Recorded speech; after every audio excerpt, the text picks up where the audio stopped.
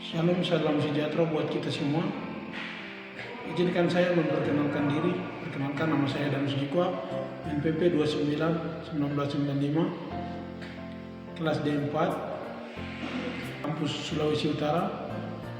Pada kesempatan kali ini, saya akan sedikit mempresentasikan tentang perencanaan berbasis hasil di daerah saya, Provinsi Papua, guna untuk memenuhi mata kuliah Administrasi Perencanaan Pemerintahan Daerah. Namun sebelum menyimak materinya, jangan lupa like, komen, dan subscribe. Baik, tanpa kita tunggu lama lagi, mari kita simak penjelasannya. Perencanaan berbasis hasil.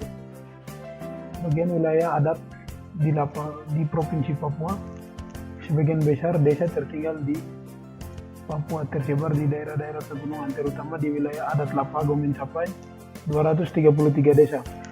Berikutnya di wilayah Saireri sebanyak 111 desa, di Mamta sebanyak 107 desa, dan Animha sebanyak 102 desa.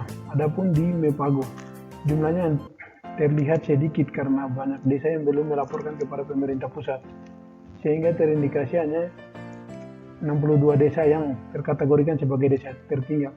Selain terdapat daerah-daerah terdepan, terluar, dan tertinggal, Provinsi Papua juga teridentifikasi memiliki daerah tertentu khususnya daerah rawan konflik dan bencana.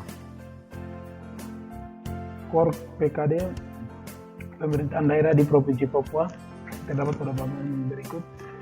Pertumbuhan ekonomi Papua secara umum mengalami pertumbuhan yang tidak stabil selama periode 3 tahun terakhir.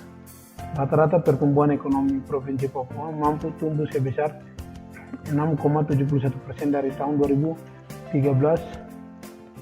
hingga tahun 2015. Titik tertinggi mencapai 8,35% pada tahun 2013. Kemudian di tahun 2014 mengalami penurunan yang cukup besar, yaitu menyentuh 3,81%. Pada tahun 2015 mengalami perbaikan di mana pertumbuhan naik menjadi 7,91%. Selama 3 tahun terakhir, rata-rata pertumbuhan ekonomi tertinggi dimiliki oleh Kabupaten Deya sebesar 11,79%. Sedangkan Kabupaten Supiori mengalami pertumbuhan yang cukup lambat dengan rata-rata sebesar 4,86%. Pendapatan per kapita di wilayah Provinsi Papua. Pendapatan per kapita di wilayah Papua, Kota Jayapura memiliki rata-rata pendapatan per kapita paling tinggi jika dibandingkan dengan kabupaten kota lainnya, dengan mampu menciptakan nilai tambah rata-rata 60,42 juta per tahunnya. Dengan kata lain, rata-rata pertumbuhan sebesar 7,70% setiap tahunnya, sedangkan Kabupaten Lanijaya memiliki rata-rata pendapatan per kapita selama periode 2013 sampai 2015 tergolong paling rendah, yaitu sebesar 5,14 juta per tahunnya, dengan rata-rata pertumbuhan sebesar 3,37% setiap tahun. Pengeluaran per kapita di Provinsi Papua. Pengeluaran per kapita di Provinsi Papua cenderung mengalami peningkatan setiap tahunnya. Rata-rata pengeluaran per kapita Provinsi Papua berkisar 6,42 juta per tahunnya. Peningkatan pengeluaran tersebut rata-rata naik sebesar 0,59% setiap tahunnya. Selain itu, dengan pendapatan per kapita tertinggi di wilayah Provinsi Papua, Kota Jayapura juga memiliki pengeluaran yang cukup besar setiap tahunnya, sedangkan Kabupaten Duga memiliki nilai rata-rata peringkat paling rendah di Provinsi Papua. Percepatan pembangunan daerah tertinggal, terdepan, terluar, dan tertentu.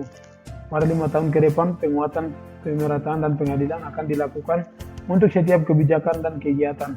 Langkah ini diharapkan dalam jangka pendek akan memberikan penghasilan tambahan bagi keluarga tersebut, memperbaiki distribusi pendapatan dalam jangka panjang, dan dihasilkan generasi baru yang lebih baik tingkat pendidikan dan kesehatannya.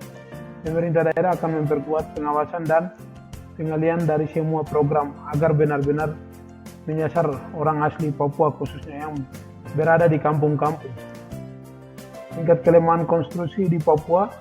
Sebagian besar daerah kabupaten ada di wilayah Papua tampaknya belum optimal untuk menekan tingkat kemahalan harga. Indikasinya dapat diperhatikan pada indeks kemahalan konstruksi. Setiap daerah di Papua semuanya di atas 100 poin, di mana ada 15 kabupaten yang mempunyai IKK di atas 200 poin. Dengan IKK yang tertinggi karena sudah di atas 300 poin, yaitu Puncak Jaya, Intan Jaya, Mambramo Tengah, Pegunungan Bintang, Tolikara, Lanijaya, dan Duga. Kebijakan subsidi untuk menekan tingkat kemahalan harga yang telah dijalankan dalam efektif karena berfokus pada sisi konsumsi yang belum diikut dengan peningkatan kemampuan daerah untuk menghasilkan sendiri barang-barang produksi dan sekaligus meningkatkan pendapatan produsen lokal. Tingkat kemiskinan di Provinsi Papua secara kumulatif pada tahun 2017 jika dipilah berdasarkan kabupaten kota, terlihat Kabupaten Deya sebagai penyumbang terbesar kemiskinan di Provinsi Papua. Tingkat kemiskinan di Kabupaten Deya adalah 43,63% yang masuk kawasan pembangunan Mepago. Posisi kedua terbesar adalah Kabupaten Intan Jaya dengan angka 42,23%, yang keduanya masuk kawasan pembangunan Lapago.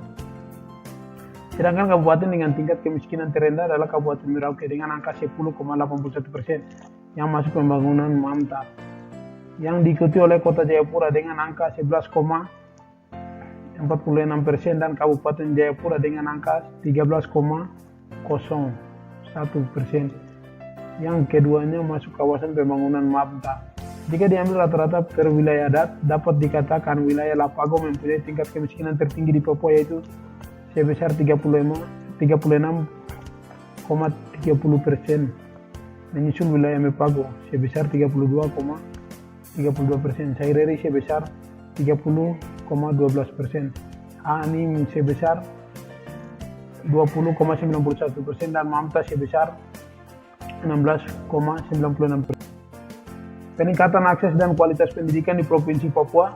Tentu saja strategi pembangunan pendidikan menengah dan tingkat di atas tidak mengabaikan strategi saat ini telah dilakukan untuk mendukung pendidikan dasar, yaitu melalui penguatan sekolah dan sekolah berasrama untuk meningkatkan akses dan kualitas pendidikan.